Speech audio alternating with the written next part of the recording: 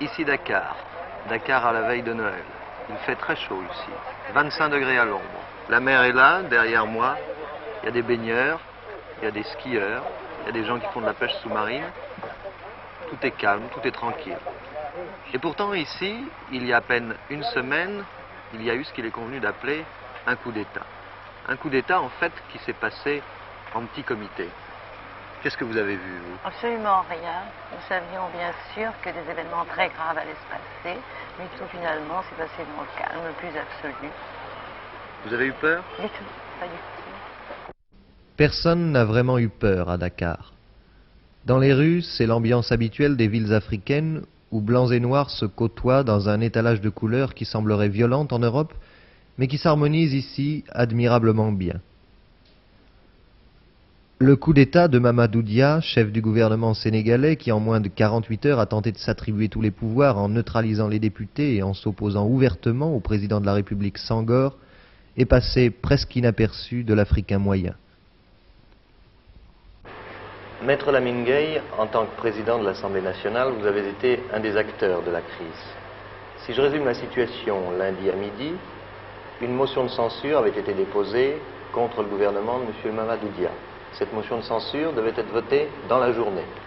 Lundi à midi, vous et vos députés, vous trouviez ici à l'Assemblée nationale. Qu'est-ce qui s'est passé? Nous étions à l'Assemblée nationale à cette heure-là, lorsque des éléments de gendarmerie sont venus, un officier à la tête, signifier aux députés d'avoir quitté la salle. Sur réquisition, disait-il, du commissaire du chef du gouvernement. Les députés ne sont pas inclinés. J'ai moi-même requis la gendarmerie, en vertu des pouvoirs que je tiens du décret de l'ordonnance du 3 septembre 1960, et j'ai mis le président de la République au courant de la situation.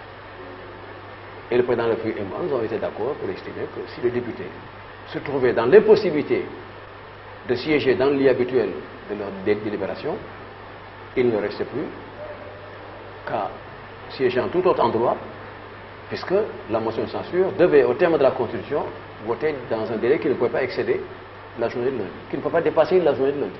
Et c'est pourquoi vous avez été siégé à votre domicile? Alors nous avons siégé à mon domicile, vu l'impossibilité où nous étions de siéger, puisque entre le moment où je suis allé voir le président de la République et le moment où je suis revenu, certains députés avaient été expulsés et quelques-uns même arrêtés.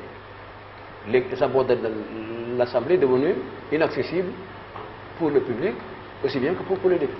C'est là, chez vous, que vous avez voté la motion de censure? C'est là que nous avons voté la motion de censure par 47 voix, auxquelles ça serait certainement ajouté, sûrement ajouté, les voix des 4 députés qui ont été arrêtés.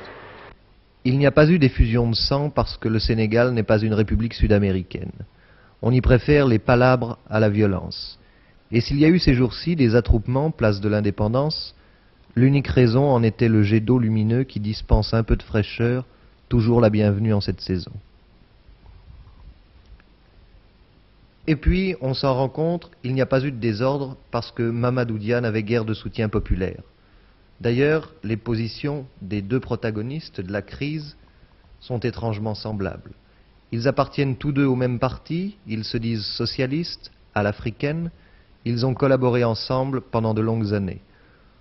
Au fond, l'origine de toute cette affaire est une simple rivalité entre 2 hommes d'État. L'un d'eux n'a pas pu supporter plus longtemps la coexistence au pouvoir, il a voulu faire un coup de force, il a été battu. Son vainqueur, Léopold Senghor, qui cumule maintenant les fonctions de président de la République et de chef du gouvernement, nous a reçus dans son palais aux côtés de sa femme, une Française. Monsieur le Président, jusqu'à présent, le Sénégal avait cette originalité en Afrique d'être, je crois, la seule des jeunes républiques à vivre sous un régime parlementaire, style un peu 4e République, avec un président de la République, un président du Conseil. Or, une des conséquences, la conséquence de cette crise, c'est que maintenant, vous êtes en même temps président de la République et président du Conseil. Est-ce que vous pensez que le système présidentiel est le seul système viable en Afrique? Dans l'étape actuelle de notre évolution, j'ai été amené, comme la plupart des députés, à constater que le régime présidentiel est le seul régime viable.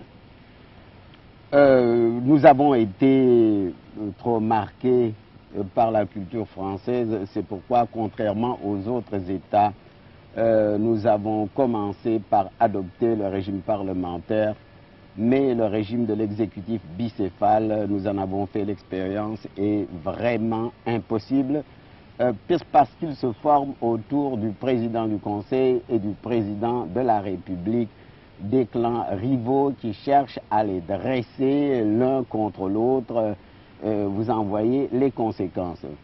Au demeurant, je pense que le régime parlementaire est condamné à échéance, même dans les États développés. C'est l'évolution que la France est en train de vivre, et vous savez que la thèse du régime présidentiel fait des progrès en France.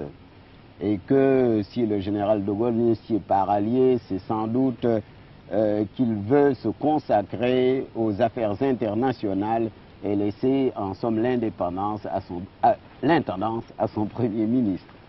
Monsieur le Président, vous et Monsieur Mamadou Dia, vous formiez une équipe attachante, parce qui se complétait. Est-ce que cette équipe, vous ne la regretterez pas? Mais bien sûr, je la regrette. Vous savez qu'il y a 17 ans que je suis lié à Mamadou Dia. C'est moi qui l'ai découvert et qui l'ai poussé à franchir les étapes de la carrière politique, l'une après l'autre. Je le regrette. Malheureusement, vous en voyez les conséquences. Un coup d'État, vous le voyez, dans lequel le vainqueur regrette d'avoir été obligé d'arrêter son adversaire. Il prépare à Mamadou Dia, provisoirement interné dans une villa du gouvernement, une prison dorée sur un îlot